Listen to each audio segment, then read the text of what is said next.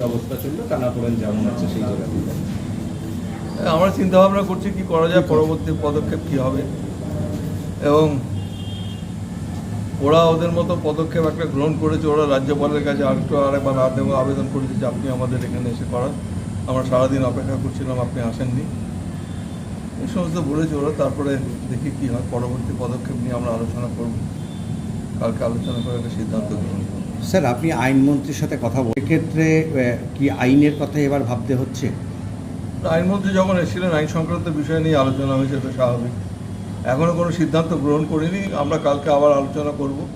আলোচনা করে আমরা সিদ্ধান্ত নেব। স্যার, ওরা তো বলেছে আম্বেদকরের মূর্তির সামনে বসবে বুঝতেই পারে, আমাদের তো অ্যাপ্রোপ্রিয়েট জায়গা যেখানে বসবো। আম্বেদকরের কোটেশনটা নিয়ে বসুক না, পায় ভালো হবে, সমস্ত মানুষ জানতে পারবে। তো আপনারা একটু ভালো করে প্রচার করবেন আম্বেদকর দৃষ্টিভঙ্গি কী ছিল এই ব্যাপারে।